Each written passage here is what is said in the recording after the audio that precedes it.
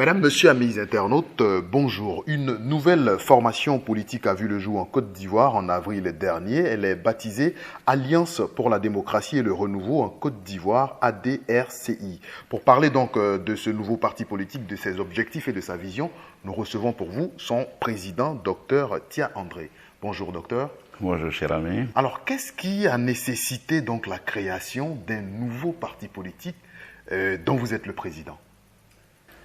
Alors, très bonne question. Il faut dire que quand on crée un parti politique, c'est pour toujours envoyer un plus à ce qui existe déjà. On est d'accord là-dessus.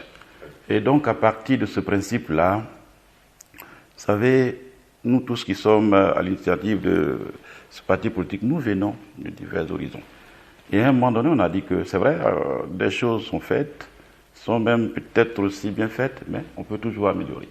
Donc aujourd'hui, nous, notre parti ici, c'est pour apporter un plus à ce qui est déjà fait en Côte d'Ivoire. Et ce plus-là, tout à l'heure, on va rentrer dans les détails pour plus de précision. Justement, mais docteur, on sait que vous avez été député, maire, sous la bannière donc, du RDR ou du RHDP à Mans précisément. Donc, qu'est-ce qui a valu donc votre sortie de ce parti politique et après donc cette formation politique, vous avez viré au PDCI et aujourd'hui vous êtes président d'un parti. Qu'est-ce qui explique? Alors, il faut dire que Dr Tia est fondamentalement oufotiste. Il faut que ça se soit su des Ivoiriens.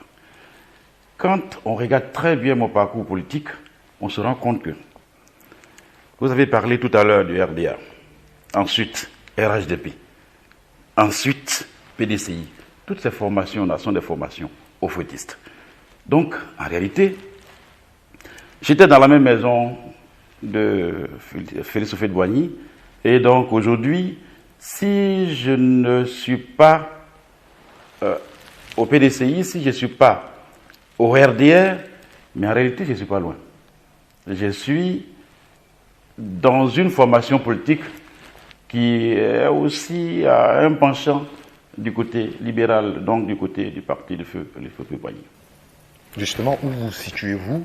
Au centre, à gauche, à droite? Alors, où on se situe? Nous sommes au centre. Mais ici, le mot centre, quelqu'un m'a posé cette question quelque part. Il dit, ben, centre, ça veut dire quoi exactement? Le centre, pour nous, c'est l'absence d'idéologie en réalité. Voilà, parce que être au centre, on n'est pas à gauche, on n'est pas à droite, c'est l'absence d'idéologie. Pourquoi j'ai dit ça? Nous sommes une formation qui regorge à son sein des gens venus de la gauche, d'autres de la droite, d'autres du centre. Et à un moment donné, on a dit, bon, on a vu la Côte d'Ivoire dans la gestion. Au moment où on était à droite, on a eu la Côte d'Ivoire dans la gestion où on est passé à gauche avec le président Laurent Gbagbo. On a vu des avancées, mais il y a aussi beaucoup de choses à faire. C'est pour ça qu'on a dit, bon, écoute, nous allons nous mettre au centre, de telle sorte qu'on puisse prendre ce qui est bien et à gauche, ce qui est bien et à droite, et puis proposer un autre schéma politique aux Ivoiriens. C'est un peu ce qui a fait qu'on a décidé de venir se positionner au centre. Mais le mot centre ici ne devait pas perturber les Ivoiriens. Parce que, on le sait très bien, aujourd'hui, quand on veut parler d'idéologie, ça ne tient que par ce mot idéologie. Mais dans les faits, c'est toujours à l'épreuve que les Ivoiriens attendent ceux qui viennent au pouvoir. Donc pour nous, l'idéologie centre et autres, ça devait être juste une idéologie, mais pas derrière, on a des choses à montrer aux Ivoiriens. Quel schéma politique justement vous proposez aux Ivoiriens? Alors, le schéma politique que nous voulons ici, on va apporter un plus à ce qui existe déjà. Le plus, c'est quoi? Vous avez vu, la Côte d'Ivoire a 61 ans aujourd'hui, en 2021. Et en 61 ans, il y a eu des avancées. On est d'accord là-dessus. Le président Houphouët-Boigny est passé. Le président Rikona Bédi est passé. Guy Robert est passé. Le président Gbagbo Laurent est passé. Le président Alassane Ouattara est actuellement en cours. Mais quand on regarde très bien, est-ce que les Ivoiriens sont contents? Est-ce que les Ivoiriens sont heureux, sont fiers de dire que bon, enfin, nous sommes arrivés? Non, nous pensons que non. C'est pour ça que les questions essentielles, telles que par exemple le chômage massif des jeunes, pour nous, c'est une épine dorsale qu'il faut voir. Les questions essentielles, telles que la promotion de la bonne gouvernance, pour nous, c'est aussi une question essentielle. Donc, tout ça mis ensemble, on pense qu'on pourrait éventuellement apporter en plus en étant regroupé au sein des gens qui pensent qu'aujourd'hui, il y a des choses nouvelles à apporter à la Côte d'Ivoire. Votre formation politique s'est réunie le week-end dernier à Abidjan. De quoi s'agissait-il exactement? Alors, le week-end dernier, il était question simplement d'une réunion de prise de contact. Vous savez, le parti a été créé en avril dernier. La DSI a à peine quelques mois. Et au moment de la création, nous étions ce qu'on appelle généralement les membres fondateurs et quelques connaissances. Mais après, nous avons eu beaucoup d'adhésions de façon un peu partout de la Côte d'Ivoire. Les gens un peu de l'étranger partout. Non, mais la DSI, c'est un nouveau parti. On aimerait bien venir avec vous.